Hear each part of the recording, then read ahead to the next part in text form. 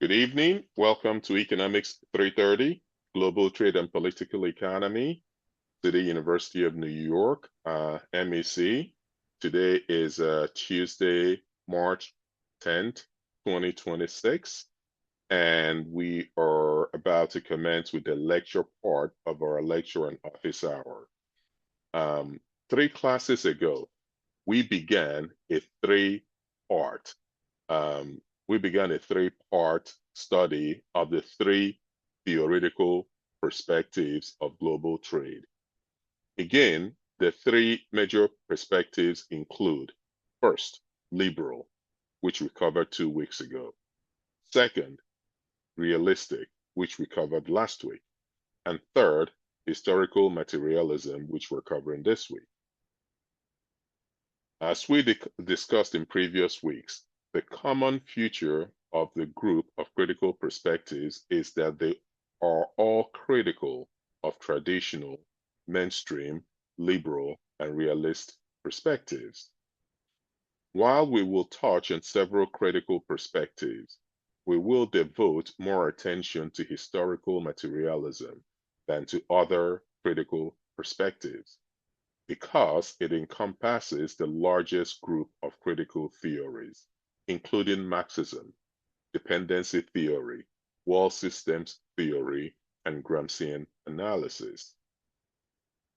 Although these approaches have some root in Marxism, they often diverge substantially from classical Marxist thought. Historical materialism is historical because it examines structural change in terms of class and sometimes north-south struggle over time. And it is materialist because it examines the role of material, especially economics, in shaping society. With this in mind, here are the learning objectives for the week. And upon the completion of this module, you should be able to successfully respond to the following questions. First, explain how Marxian school of thought perceives global trade relations. The Marxian school of thought on global trade relations perceives produced exchange value as inseparable from the creation of surplus profit through exploitation of surplus labor. It considers global trade relations as an inherently unequal exchange. The Marxian narrative fits into the phenomena of global colonial trade, trade between developed and underdeveloped countries, as well as exchange of production between developed and underdeveloped societies. More broadly, the Marxian narrative considers global trade relations as not the clash of interest and power, but rather a reflection of the global mode of production and the ensuring relation of production among nations. So, more broadly, what it tends to suggest is that, and I hope that we all by now know these phrases, that the industrialized West is is also referred to as the core economies, that the core economies extract resources from the developing world or countries in the periphery, and then turn those natural resources into finished products or value-added products, which then sells for much more money.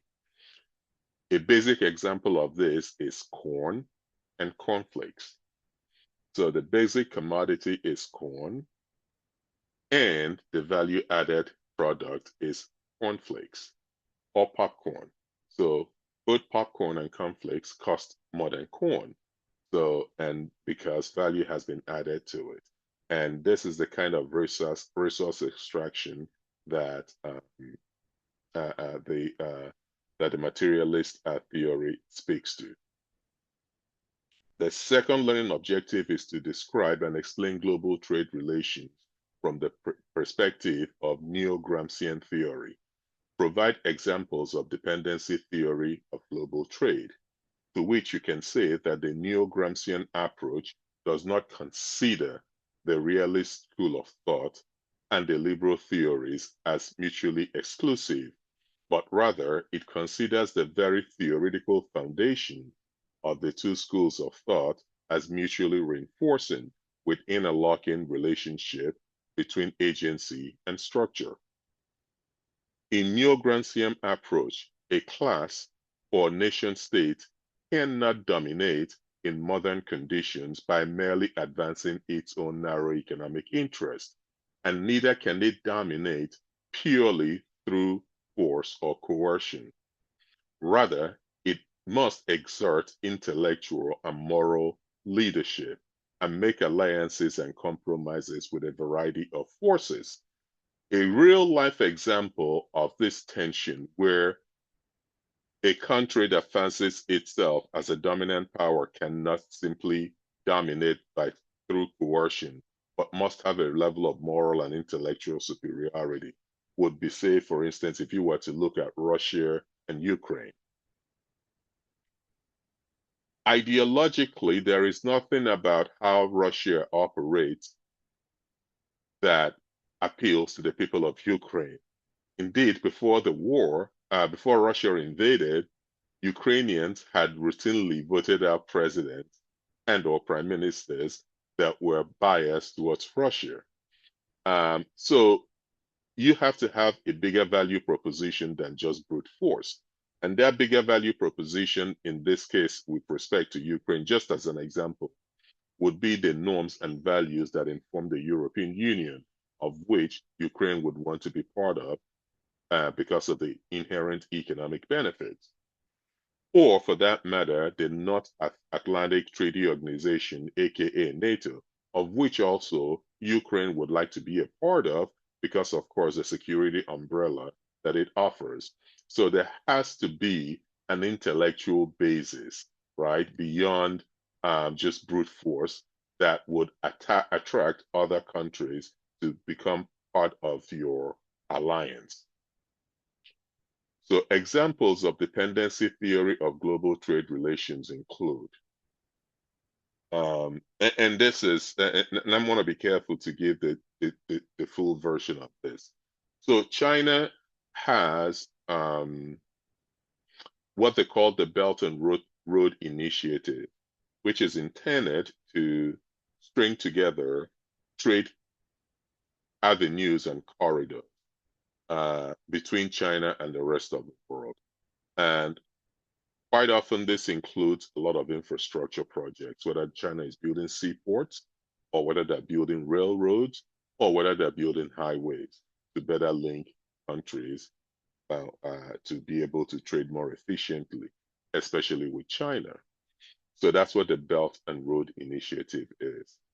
So China's BRI, or Belt and Road Initiative, has been accused by some institutions in the global north or core countries as creating a debt trap and therefore dependency for global south countries.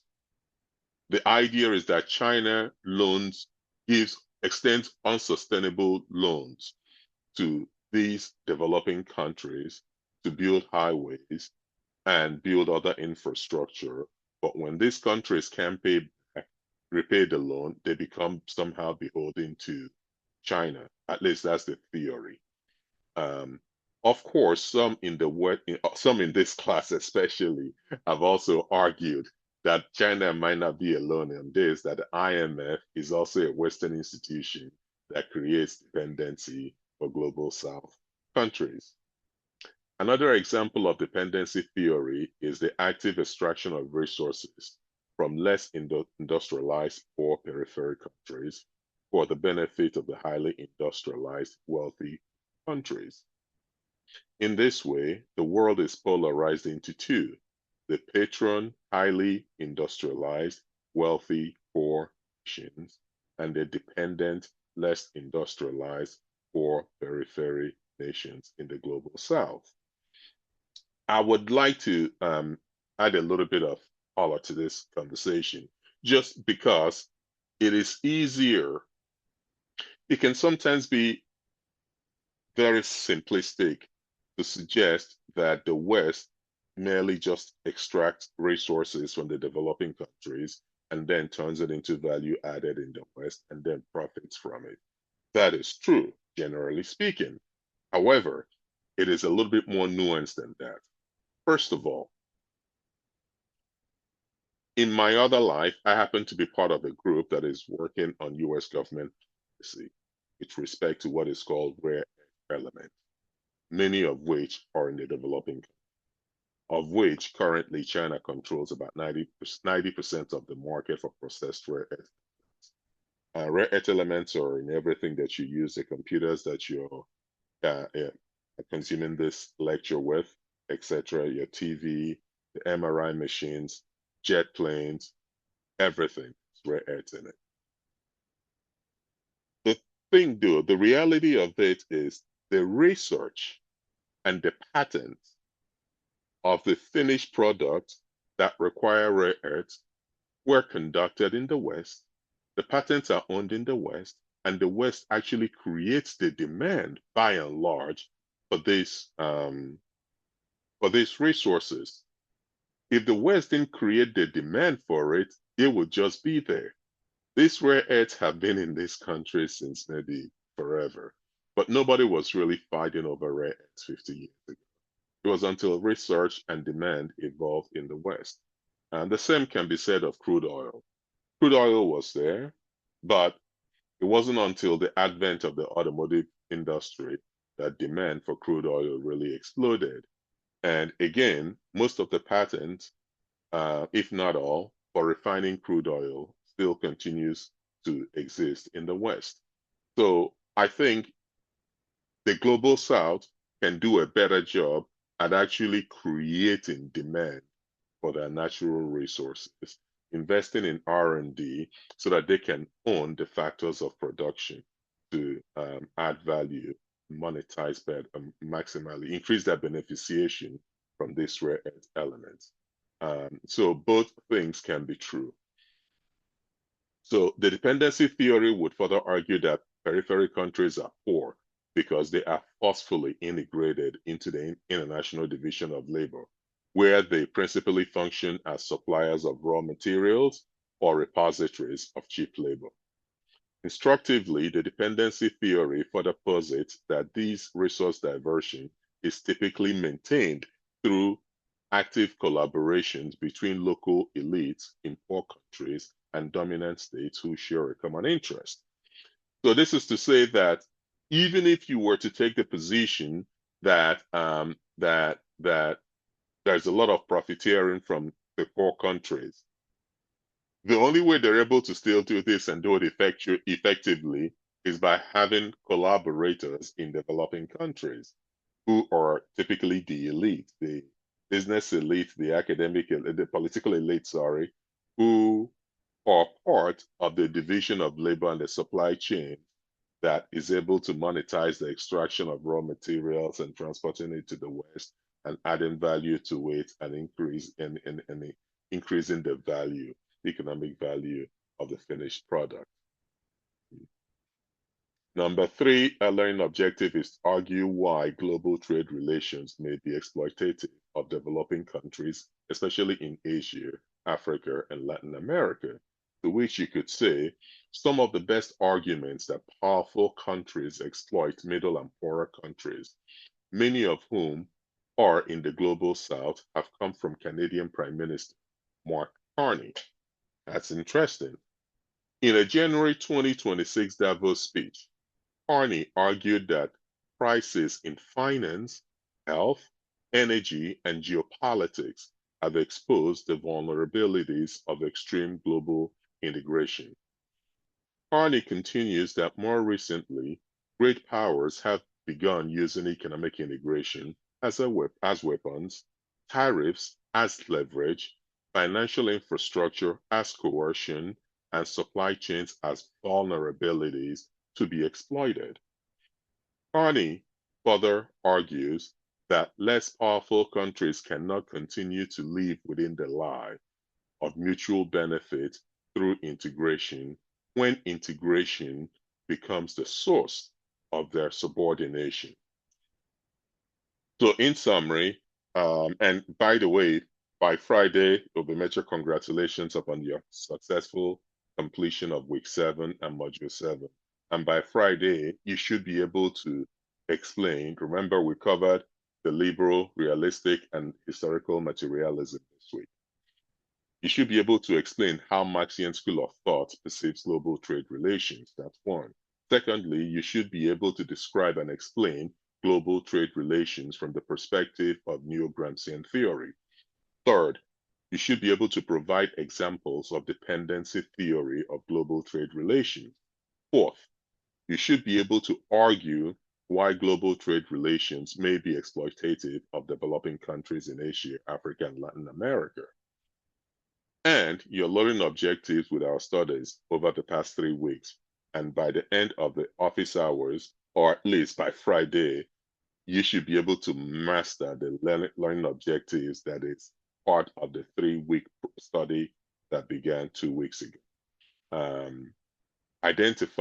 First is to identify at least 3 critical ideological perspectives of global trade and political economy.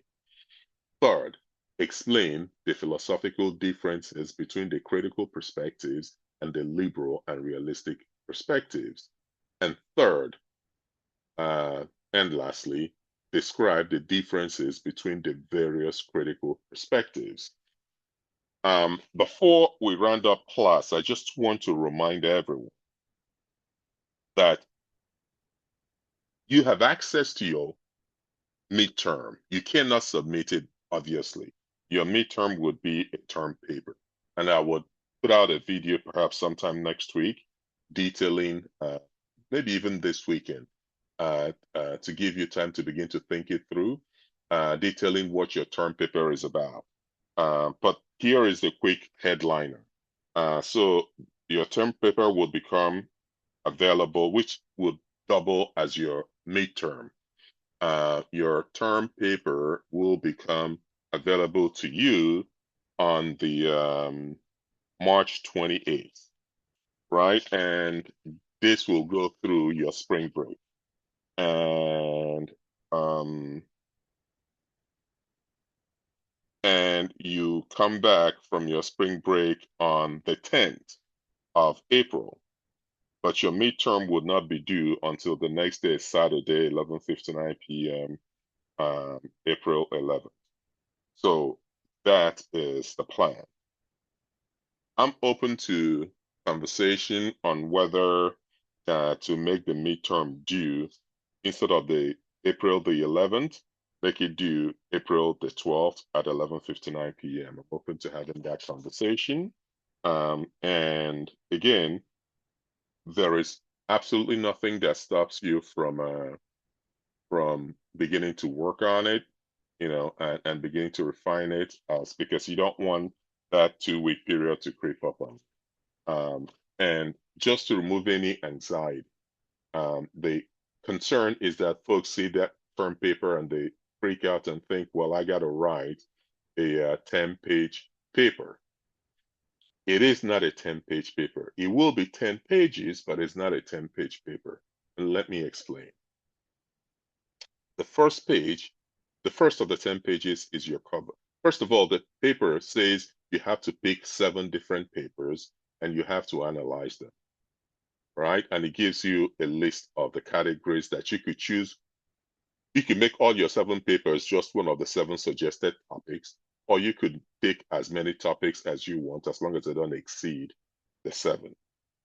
So your first paper would be, your first page would be your cover page.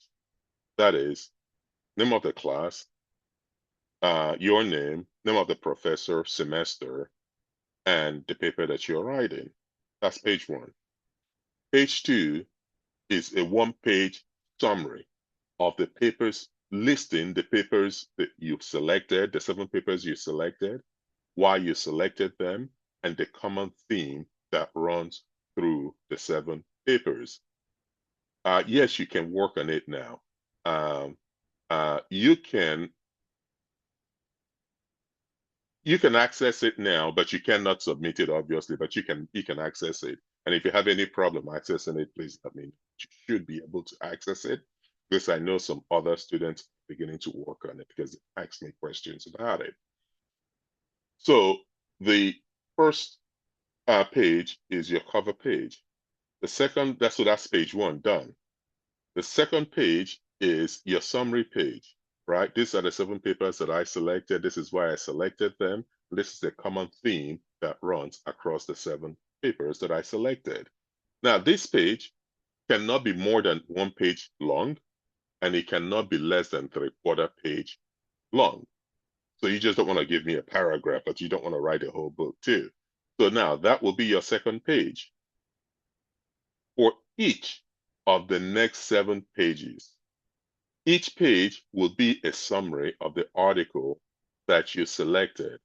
So article 1 will have one summary. Again, no more than 1 page long and no less than 3/4 page long. So by the time you write 7 summaries, 1 page each for your 7 selected articles, so that's 7. When you add your summary page, that's 8. When you add your cover page, that's 9. That leaves you with 1 more page. That 10 page will be your bibliography. You can use MLA, you can use APA. I'm agnostic to which you use, but you have to pick one and you have to be consistent. And this is helpful for me to be able to find the source of your paper, right? And those are the 10 pages. It's really that simple. So you're not writing a long 10-page paper.